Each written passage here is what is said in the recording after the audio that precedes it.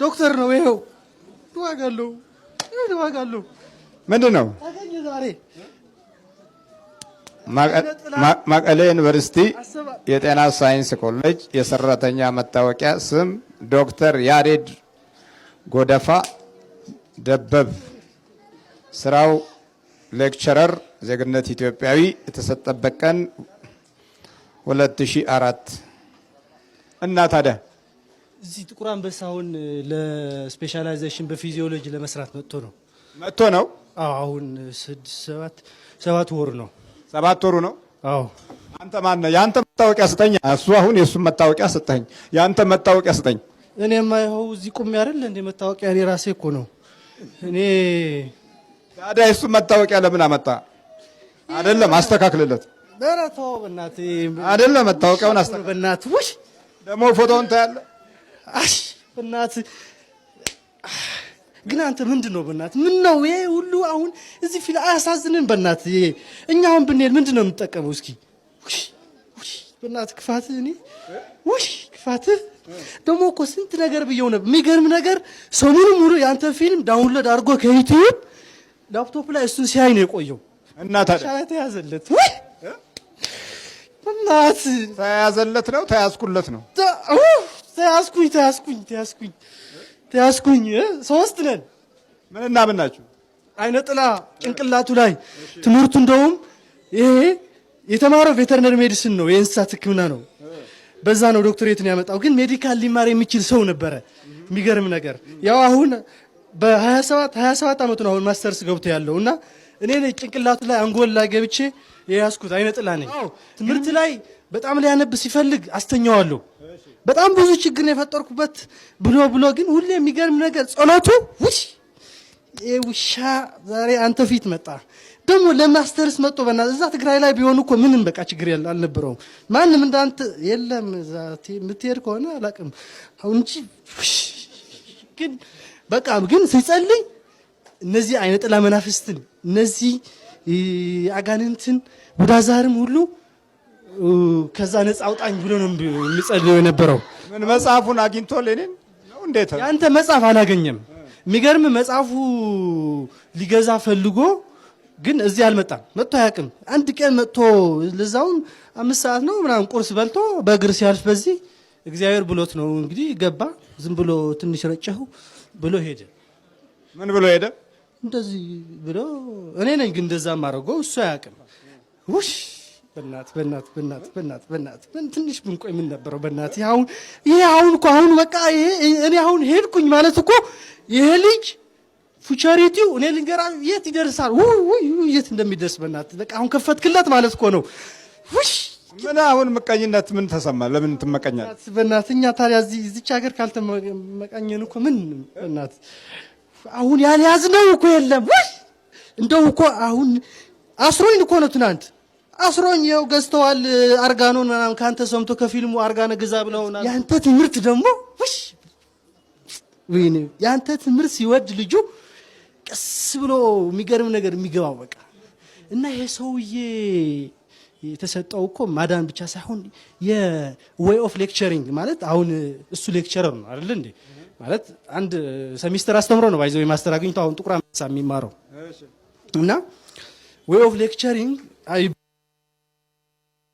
ደግሞ ያንተ ያ ዌይ ኦፍ ያሁን መጽሐፉ የመስጠት እንትን በጣም ነው ደስ የሚለው አንተስ እኔማ ምን ያው አሰረኝ ዝሮ እኔም አስብናት አሁን ልቀቀኝ ጆሮሽ ነገር እንደምናት ልቀቀኝ በእናት ትንሽ ልቆይበት ይሄ ትንሽ አሁን ይሄ ቢያልፍለት ምንድነው አንተ ምን ተጠቀማ ምን ያደርግልሃል የት ያገኛል በዚህ ተተሄዳ ይሰጣል ቤተክርስቲያን ይሰጣል በቃ ይስጣ እኮ እንደዛ ነው በቃ እኛ በዛ አይደል እንዴ ያሰረን ታዲያ ከዛ ያንተ ፊልም ደግነት አትወድም እና ሰይጣን ደግ ቢሆንማ አንተስ ምን አከራከር እዚህ መድረክ ላይ ቆመ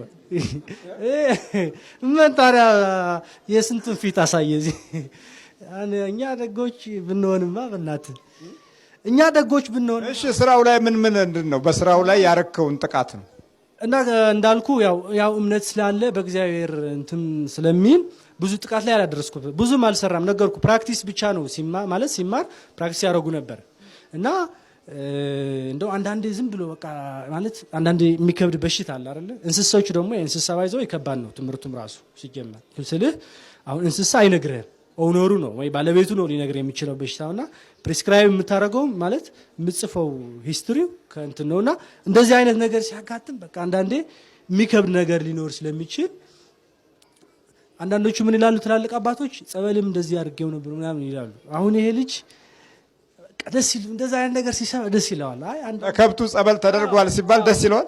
እሱ ልጁ ደስ ይለዋል። እኛ እኮ በሱ በልጁ ላይ ያደረነው እንጂ ማንንም ማያቀን እንትን እኮ ነን። ለሱ መጥፎ ስራ እንዲሰራ የምናደርግ አጋንንት ነን። በእናትህ መጥፎ ስራ ማለት አሁን በአንድ ክርስቲያን ህይወት ውስጥ ቋንቋው ራሱ አይከብዳችሁ? በክርስቲያን ላይ መጥፎ ስራ ሰራን ማለት አይከብዳችሁ? እኛ እኮ በቃ እኛ ማንን ታዲያ እንደዛ እናርግሽ?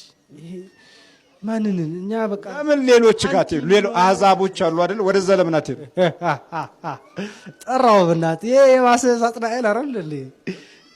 አይ እኔ አሁን እነሱ ባክ የባሱ ናቸው። ወደ አህዛብ ለምን አትሄዱ? ክፋትና ተንኮል ከፈለጋችሁ። አዎ በቃ እኛ ክርስቲያንን ማደናቀፍ ነው፣ ኦርቶዶክስ ተዋህዶን ማለት ነው። ስለዚህ ይሄ ነው አላማችን ሁሌ በቃ ሚሽን ኤንድ ቪዥን እንደዛችን የኛ ክርስቲያን ኦርቶዶክስን ማደናቀፍ ነው። ኦርቶዶክስ ቦታ ስናገኝ ነው ግን አያችሁ ቦታ ስናገኝ ያው እንደዛ ነው የምናደርገውና ለዚህ ለምን ወደ ጀርመኖቹ ወደ ፈረንሳዮቹ አትሄዱም? ምን እነሱ ባክዛ እነሱም ራሱ እኮ እንደዛ ናቸው። ቶ ፈረንጅ ምናምን ደግሞ ውሽ ዘረኛ የሆነ ፈረንጅ ብቻ ነጭ ነኝ ምናምን ባይ ተው ይሄ ራሱ ሰይጣንና ነው ዘረኝነትና ዘረኝነት ራሱ ሰይጣንና ስለሆነ እኛ እንደነሱ አንሄድም። እነሱም እንደኛ ናቸው፣ አንድ ናቸው። አብረን እዛ ሲሆን ላይ ነው ምን ገባ ከነሱ ጋር ስለሆነ ነው። ስለዚህ ከፈረንጅ ጋር ዝምድና ያለን ምን የለን እኛ። ታዲያ ሀበሻው ሙጥኝ ምንድነው? በቃ ሀበሻው ለሀበሻውም እንዳልከው አህዛብ አይደለ መናፍቅ አይደለ ነጭ ለበሰ እዚህ የሚታየኝ ኦርቶዶክሱ ላይ ነው። በቃ ኦርቶዶክስ ላይ ነው። ሀበሻ ለሀበሻው ራሱ ሁሉ ሀበሻ አይደለም። ደግሞ እዚች ሀገር ብቻ እኮ ነው። እኔ እኮ ግራ የሚገባኝ እዚህ ሀገር ብቻ ነው በቃ እንደዚህ የምንሆነው እኛ። በጣም የሚገርም ለምንድን ነው ግን አንተ እየጠየቃችሁ? አዎ በቃ ማለት እዚች ሀገር ነው በቃ እንደዚህ የምናደርገው። ወይ ኢትዮጵያ ስሙ ራሱ ቃጠሎ ነው። ቃጠሎ እኮ ነው ስሙ ራሱ። ኧረ ይብቃኝ በቃ በእናትህ ይብቃኝ። በቃ እኔ ስሙ ማን ነው? ኢትዮጵያ አረ ኢትዮጵያ እዚች ሀገር በቃ በእናትህ እዚች ሀገር ብቻ እና እዚች ሀገር አዎ እዚች ሀገር ብቻ ነው። ያው እዚች ሀገርም እግዚአብሔር እንደማይተዋት የሚያሳየን አንተ እዚህ ጣለ 10 ኪሎ ሜትር ከአክሱም ወጥተህ ከዛ እነዚህ እንቁላል የሚደፉ ጋር ሄደ ልጁ። እንቁላል የሚደፉ ደግሞ ምን አይነት እንደዚህ አይነት ጥላም ያወጡ እንቁላል አድርጎ ከዛ እቺ ውዳሴ ማርያም እሷ አንብበው ምናምን በቃ የሆነ ከዛ እንቁላሉ ሲያዩት አዎ የሆነ ዝርክርክ ያለ ነገር አለ ምናምን ይላልና እንቁላል አፍሶ አዎ እዚህ ጋር አረበሩለት እንቁላል አታጣቅም እንዴ ለቀክም ምን ለቃታየኝም እንደዚህ ምን አስጨዋይ ታዲያ ብለክ አለው እንጂ ምን እንቁላል እናት እንዴ ይሄ ማንኛውም መጥቶ እዚህ ቢለፋልኝ አሁን እኮ ይሻላል አለ ውዳሴ ማርያም ብለሳማ ማንንም እኮ እንደው አዛም ይደግሟት ይሆናል እኮ ይሄን የተደብቀው እና እንደዛ አረጋግሽ በቃ ከዛ በኋላ እና ለምን አልወጣህለትም ነው እኮ ለሁለቱም ለምን አልወጣህም? ለምን እወጣለሁ? አይ እኮ እንደዚህ ያለ ሂዳለኝ። ከዛ በኋላ ያቺ እዚህ ያልኩ ደግሞ ሆድህም የሆነ ቁስል ነገር አለ ምናምን አለኝ። ብዙ መንገድ አትሂድ ምናምን ኳስ አትጫወት ነው ምናምን አለኝ። ኢትዮጵያ ውስጥ ታዲያ እናንተ ምንድነው እንደው ይሄን ወጣቱን ትውልድ ለመያዝ የምትሽቀዳደሙ? አዎ ልጁ የሚያሳዝነው አንድ ነገር ቢኖር ይሄ ነው። ከፊልሙ ራሱ ሲያየው የሚያለቅሰው የወጣቱ ስፔሻል ወጣት ተይዞ ሲያለቅስ ያለቅሳል። በጣም ነው የሚያለቅሰው። በቃ ይሄ ወጣት አሁን ለዚች ሀገር ምን የሚሆን ይመስላል ብሎ ማለት ነው። እውነት በጣም ነው የሚያለቅሰውና ይሄ ወጣት ነው በቃ እኛ ደግሞ ይሄ ወጣት ነው መያዝ የምፈልገው። ለምንድን ነው ወጣቱ ላይ ትኩረት የምትሰጡት? እሱ ነው ደግሞ አሁን ይሄ ልጅ እኮ ያላረኩት ነገር እኮ የለም በእናትህ ምንም እሱ ያላሰበው በቃ ቤተክርስቲያን ስለሚወድ ሁሌ ቤተክርስቲያን ይመላለስ። ጫት አላስቀማችሁትም? ጫት ብቻ ነው የቀረው፣ ጫት ብቻ ነው በእናት እሷ ራሱ አሁን ሊጀምራት ማለት አሁን ሳይሆን በቃ አሁን ማስተር ማለት የሆነ ከጓደኞቹ በቃ ባካ አንዴ እንቅማለ ምናምን እያለ ነበር ሊያስጀምረው ብዬ ማለት ነው። ታስጀምረው ሺሻ ጋንጃስ ኖ እንደዛ አልሄደም። ብዙ ሲካር ማለት ሲጋራ ስካርማ መጠጥማ ተው መጠጥ ይሄ ደማችን ነው አለ አንድ ዘፋኝ። ይሄ ደማችን ነው እና እሱን ተው።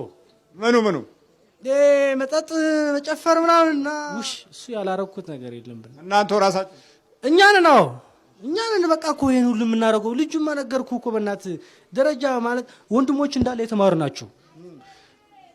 የት ነው የተማሩት? ማለት አሁን አንድ አሜሪካ አለው አሲስታንት ፕሮፌሰር ነው የብሬስት ካንሰር የጡት ካንሰር ተመራማሪ ሳይንቲስት ነው። አንድ ወንድሙ ደግሞ አሁን ፒኤችዲ እየተማረ የትግራይ ክልል ጤና ቢሮ ኃላፊ ነው። ማዕከላዊ ኮሚቴም ነው። ምን አገባኝስ እንኳን ግን እንደዛ የተማሩ ናቸው። ሌላ ፋርማሲ ያለው ሌላ አንድ በጣም በዋንጫና በወርቅ የወጣ ይሄም ወርቅ የሚወስድ ሰው ነበር። ያስኩት እናቱን ያስኩት ግን በእናት የሀገራችን ሰይጣኖች ግማሽ መንገድ ብዙ አያስኬዱም። በጣም በምቀኝነት የታወቁ ሰዎች አልፈዋል።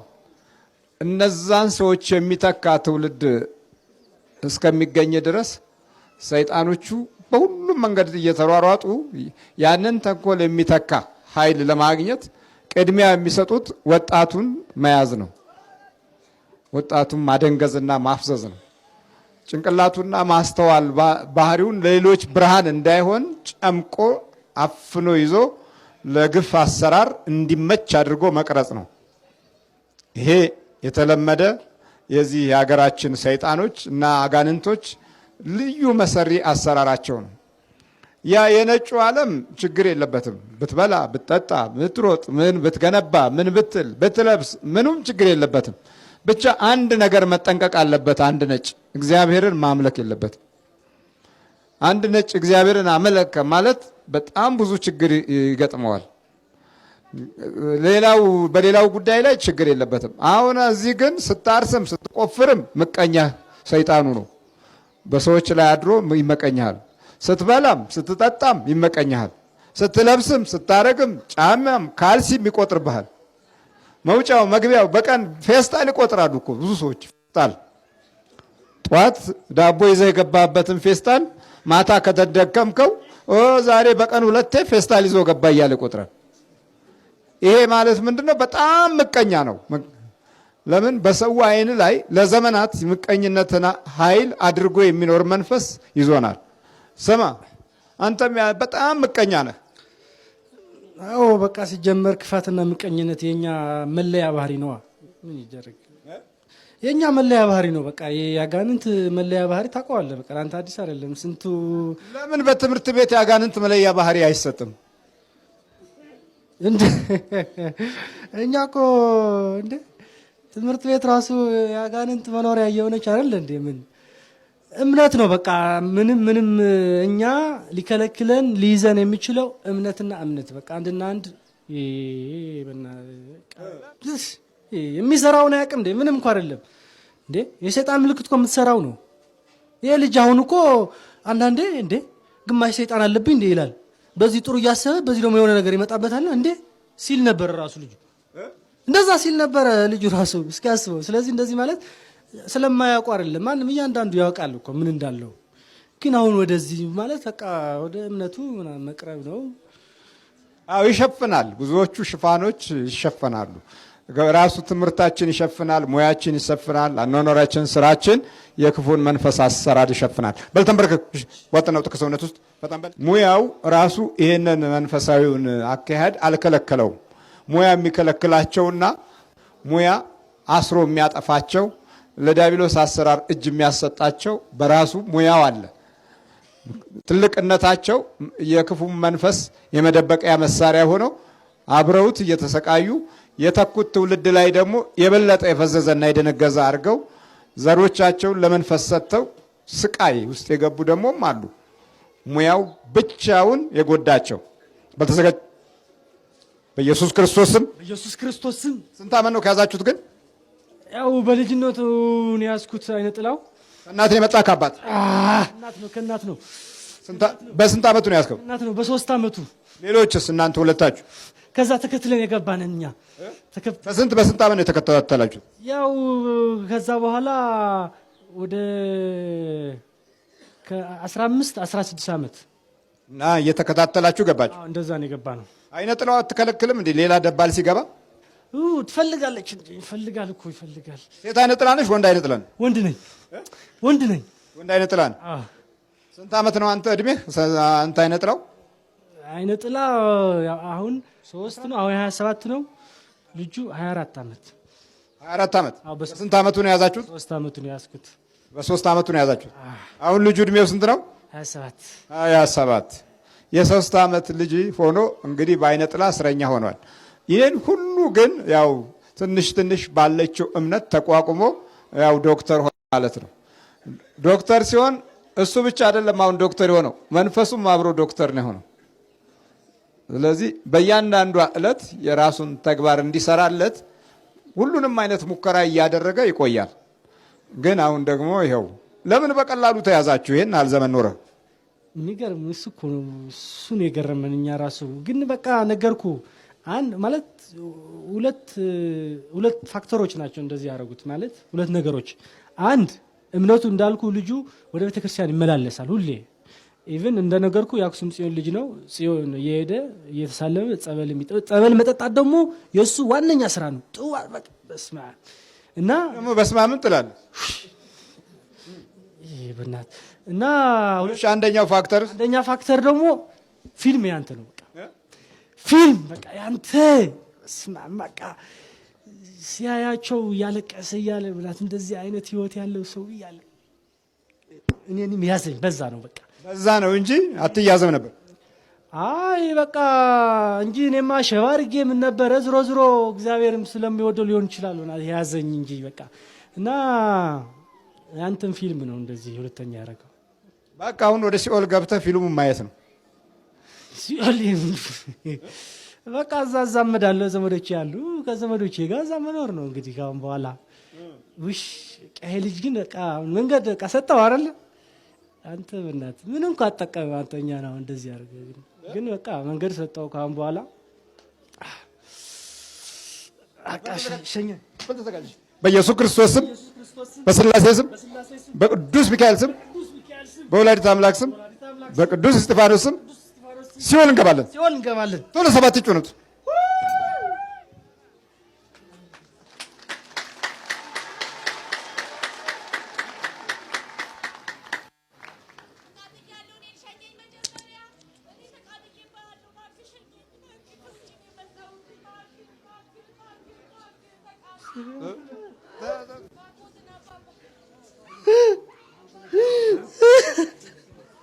ምን ነው? አይዞህ እንደ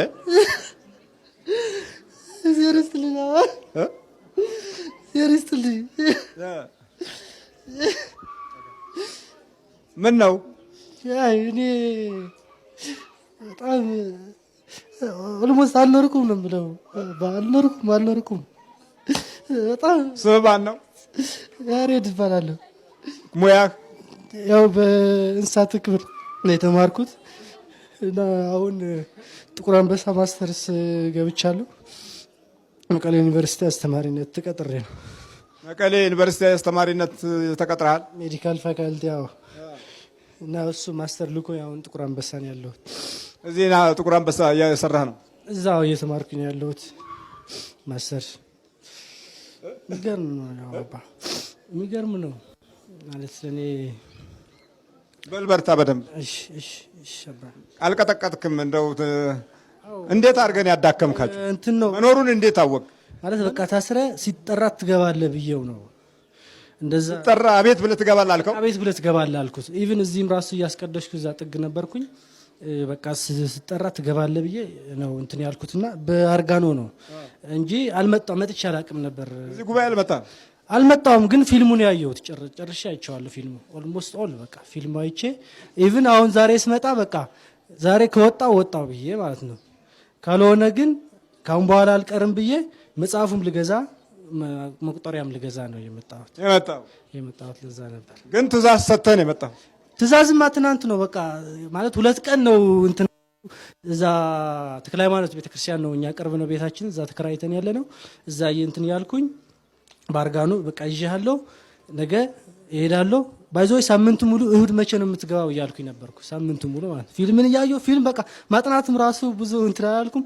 ኢንተርኔት እገባለሁ፣ ዳውንሎድ አደርጋለሁ፣ ገብቼ ደግሞ ቤት አየዋለሁ። እና ጓደኞችም አሉ እንደውም አንድ ላይ ቤት አለን ኑ እያልኳቸው ይመጣሉ። እና እንደዛ እያረኩኝ አሽሬው ትናንት አሁን ራሱ ስትጠራ ቡዳ አይነ ጥላ ሲል ትወጣለህ ምናምን ብየው ነው። እና ለዛ ነው ያው ከቻለ እና በጣም ትልቅ እድል ነው ይሄ፣ በጣም ትልቅ እድል ነው። እና ሌሎቹም እንደዚህ እግዚአብሔር ይርዳችሁ ነው የምለው። ያው እግዚአብሔር ይስጥልኝ፣ ትልቅ እድል ይስጥልኝ። በርታ። አንድ ቀን ትግራይ ይመጣሉ ብዬ ገምታለሁ። እዛ እንጠብቃለን። እውነት አንድ ቀን ማለት አሁን ባለውበት ደረጃ እንግዲህ ቃል መግባት አልፈልግም። እኔ ግን በራሴ ስፖንሰርነት ይዣቸው ቢሄድ ወደ ትግራይ ደግሞ ስንት ይባሳል። እና በጣም ደስተኛ ነኝ። ግን አንድ ቀን ይሆናል እግዚአብሔር በሚያውቀው በእርግጠኝነት። ያው እስኪ ጸሎቶ ያስቡ እንግዲህ እድሜ ይስጥ፣ በጣም እድሜ ይስጥታል። በርታ። የህሊና ጸሎት የምትባለው ጸሎት ታውቃላችሁ? ከኋላ የዘወትር ጸሎት መጨረሻ ላይ እሱን ሲወደው በቃሉ ሁሉ ሸምድድ እስኪያደርገው ድረስ ደጋግሞ ነው የሚጸልየው። በነገራችን ላይ አንድ አባትም ነግረውኛል። አቡነ ሀሮን ገዳም የማውቃቸው አባት ምን አሉኝ? የህሊና ጸሎት የምትባለዋን ጸሎት በየ3 ሰዓቱ 7 ጊዜ የሚጸልይ ሰው ሚስጥር ይገለጥለታል ሲሉ ሰምቻለሁ። እኔም ጸልዬ የተገለጠልኝ ሚስጥር የለም። ግን ሚስጥር መላችሁ ይሄ ሌላ እንደዚህ ግን የምፈልገው ነገር ተሳክቶልኛል። የሆነ የምፈልገው ነገር በዛው ይሄን ነገር በጸለይኩበት ሳምንት በጣም በቃ ሊሳካ ይችላል የማልጠብቀው ነገር ተሳክቶልኛል። እና ሚስጥር ምናልባት ከሆነ ይሄ ነው ማለት ሚስጥሩ፣ ሚስጥር ይገለጥለታል ይላሉ። ሌላም አንዲት እህት ይሄን ነገር ነግሬያት መምህር እግዚአብሔር ስጥህ ነው ያለችኝ። አሁን የት መሰላችሁ ያለችው? ውጭ ሀገር ነች። ሀገሩን መናገር የሚያስፈልግም ውጭ ሀገር ናት። ይሄንን ነገር ስነግራት በተግባር ፈጽመው መምህር እግዚአብሔር ስጥ ብቻ ነው ያለችኝ። የሆነ ነገር ተሳክቶላታል። ምን ነው ሳ ጊዜ አቡነ ሀሮን ገዳም ያሉ አባት እንደዚህ ብሎ ነገሩኝ ብለህ ስትናገር ቀጥታ አቡነ ሀሮን ገዳም ነው መሄድ የፈለኩት አለች። ሄደች። ሳልነግርህ ሄጄ በመምጣቴ ይቅርታ አለችኝ። ሄዳ አግኝታቸው ማን እንደሚባሉ አይታ ፎቶ አብራቸው ተነስታ ሀገሯ ገብታ በቴሌግራም ላከችልኝ ፎቶ። ምን አግኝተሽ ነው አልኳት። ያገኘሁትን ማቀው እኔ ነኝ። እግዚአብሔር ይስጥህ። በየ3 ሰዓት ልዩነቱ 3 ሰዓት፣ 6 ሰዓት፣ 9 ሰዓት፣ 11 ሰዓት፣ ማታ 3 ሰዓት። ለምሳሌ 3 ሰዓት ከሆነ ህሊና ጸሎትን 7 ጊዜ ትጸልየዋለች። ጊዜ ስላላት ነው። እና ይሄንን የሚያደርግ ሰው ለ7 ቀን ተከታታይ ይሄንን የሚያደርግ ሰው በቀን እንደዚህ እያደረገ ማለት ነው። ወይ በሌሊቱ ወይ በቀኑ ነው። የሌሊቱ ከሆነ የሌሊቱ 3 ሰዓት፣ 6 ሰዓት፣ 9 ሰዓት፣ 11 ሰዓት እና ደግሞ ጠዋት 1 ሰዓት ወይም 2 ሰዓት ማለት ነው። በ3 ሰዓት ይቅርታ፣ እንዲህ እያደረገ የሚጸልይ ሰው ሚስጥር ይገለጥለታል። ይሄንን በጣም እርግጠኛ ሆኜ ነው የምነግራችሁ። እና ይሄንን ጸሎት እየጸለየ ይሄ ልጅ ለመጨረሻ ሳወራ ሰምቶ ነው እንደዚህ ብዬ ስናገር መምህር ሚጣ የምትጸልየውን ጸሎት ዘውትር ጸሎት ጸልዩ አለኝ። በተለይ ግን የህሊና ጸሎት የሚባለውን ጸልየው አልኩት። ለምን ሚጣ ነግራኛለች። ይህንን ስጸልይለት እኮ ተቆጥቶኛል፣ በጥፊ መቶኛል አለችኝ። በጥፊ መታሽ? አይ እሱ አይደለም ላይ ያለው መንፈስ ነው አልኳት። በፊት ነው ገና መጀመሪያ ቀን ላይ ስጸልይለት እና ያንን ጸሎት የሚጠላ መንፈስ አለ ማለት ነው ውስጡ ብዬ ነው የገመትኩትና ይሄን ጸሎት ጸልይ አልኩት። መምህር ለምንድን ነው ይሄን ያዘዝከኝ አለኝ። ይሄን ስትጸልይልህ ሚጣ ምንድን ነው ያደረካት? ጊዜ አይ ለእሷ ነው ጥፊ ሆነው እንጂ ዞር ቢያን ቸር ዘህ ብዬ ነው እንደዚህ ያደረኳት አለ። ለእሷ ግን ጥፊ ነው። አዎ ሕፃን ነች አልኩት። እና በዛ ውስጥ ግን እመቤታችን በጥፊ የመታሃት ስለው ጊዜ ውይ እመቤቴ ይቅር ትበለኝ፣ ይሄንማ እየጸለይኩኝ የምትለኝ ነገር አደርጋለሁ አለ። በቀን 7 ጊዜ እየጸለየ ለ7 ቀን ከምግብ ይሄ ሱባኤ ምናምን ነገር አይደለም፣ ዝም ብሎ ጸሎቱን ብቻ በመጸለይ ከፈለጋችሁ ደግሞ እንደ ሱባኤ ማድረግ ትችላላችሁ። እናንተ ተረክ ብሎ የተነሳው መንፈሱ ማነህ? አዳል ሞት ያለኝ አንድ ነኝ አለ። ሰራዊት ስንት ነው? ሰራዊት አለ። ይህ አንተን አዳራሽ የምታንጫጫው እጅን እየጫንክ እንደዚህ የምታደርገው አልኩት። አዎ እኔ ነኝ አለ። በጣም ይገርማል። የሚያጠምቁት አባት ራሳቸው እንኳን ትንሽ ኮተት ችግር የነበረባቸው አባት ነበሩና በሱ ሲገረሙ ሁሉ አይቻችኋል። ኮተት ስላቸው አንዳንድ ነገር ሰምቻለሁ። ቆይ እኔ ጸልይልሃለሁ፣ አንድ አለ ጥሩ መጽሐፍ አለ መፍትሄ ስራ ምናምን ብለው የሚያጠምቁ እኮ ናቸው። የአንድ ቤተክርስቲያን ጥምቀት የጸበል ቦታ ማለት ነው። ይህ ሁሌ የምነግራቸው ይሄንን ነው። ያጠምቃሉ፣ ግን ችግር አለባቸው፣ ሌላ ነገር ይደግማሉ። የምነግራቸው ለዚህ ነው። እዛ ጋር ጸበል ቦታ ሲጮህ ካዩት ቆይ እኔ ይህን ሸኝልሃለሁ፣ ቤት መጥቼ አጠምቅሃለሁ፣ ይችን ነገር እንደዚህ አርጋት እንደዚህ አርጋት ብሎ ሌላ የድብትርና ነገር የሚያስተምሩ አሉ። ጸበል ቦታ ተቀምጠው ይሄንን ቤተክርስቲያን ብትቆጣጠርልን ደስ ይለናል። ፈትኗቸው እስቲ፣ ቼክ አርጓቸው፣ አታጧቸው እንደዚህ አይነት አባቶች እና እኛ አባትም ተገርመው በጣም ተገርመው ጴንጤ ነበረ ፓስተር ነበረ ሲባል ሰምተው ማነህ ሲባል አዳልሞቴ ስንት ነህ ሲባል አንድ ነኝ፣ ግን ህዝቡን በሙሉ እንዳለ በከልኩት ሲል የነበረው ሰምተው ገርሟቸዋል። እና ምናልባት እንግዲህ እሳቸውም የሆነ ችግር ይኖርባቸው ይሆናል።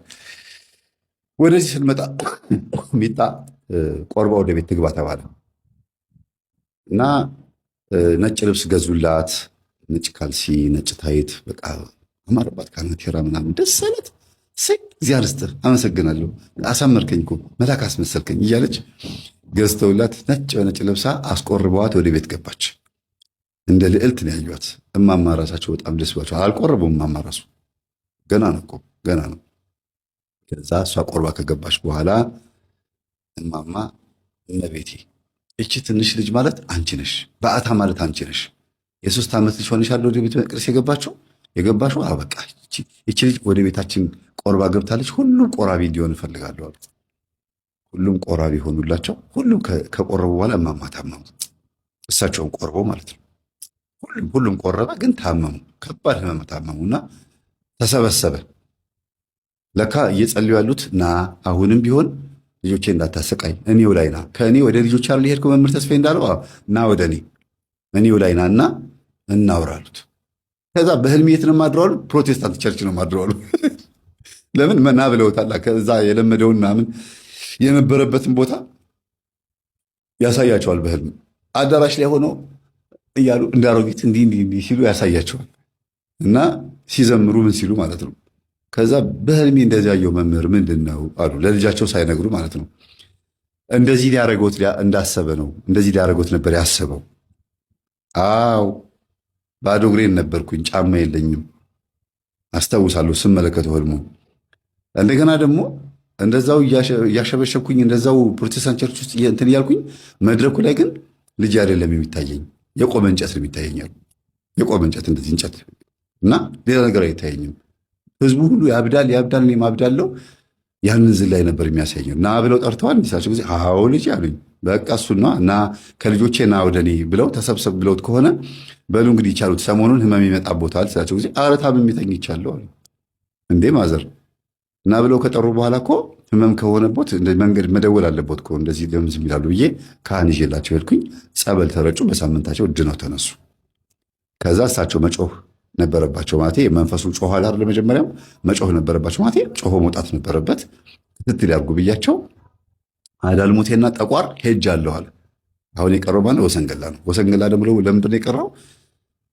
ለልጃቸው ስም አውጭለት ብሎ ወሰኔ ብሎ ስም ይጠሩት ነበርና አሁንም በተደጋጋሚ ወሰኔ ሲሉት አቤት እያለ ይመጣል። እማ በቃ ይሄን ስማት በዚህ ስማት ትጥሪኝ ይላል።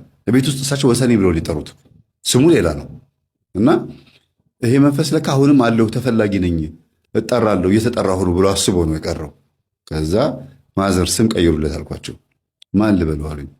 አይ እርስዎ ደስ ያሉትን ስም ቀይሩለት፣ በቃ ከመጽሐፍ ቅዱስ ወይ ከሰሙት ውስጥ በቃ ሌላ ስም አውጥቼለታለሁ አሉ። እዛው የቤት ስም ወጣለት። ከዛን ቀን ጀምሮ እጅግ በጣም ከባድ ፈተና የሆነብኛሉ።